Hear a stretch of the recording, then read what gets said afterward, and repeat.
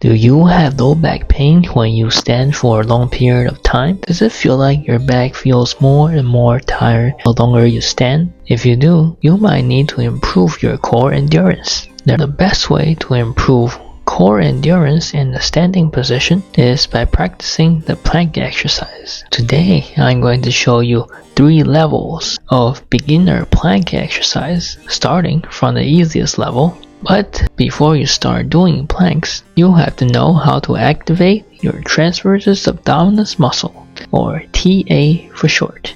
If you don't activate your TA while you're doing planks, these exercises do nothing for your low back pain. Have you ever felt bloated and still tried to fit into an old pair of pants? You suck in your stomach to button your pants. Guess what? When you suck in your stomach, you are activating your TA. It is easy to suck in your stomach for 1 second to button your pants, but it's not so easy to suck in your stomach for a whole minute.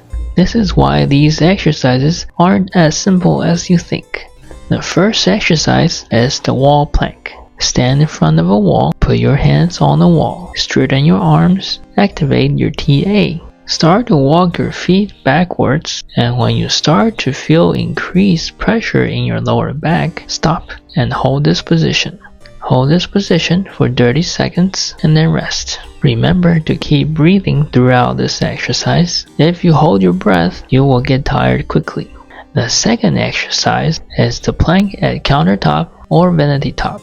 This is the same exercise as the wall plank, except your hands are at the edge of the countertop instead of the wall. Hold the position for 30 seconds and then rest.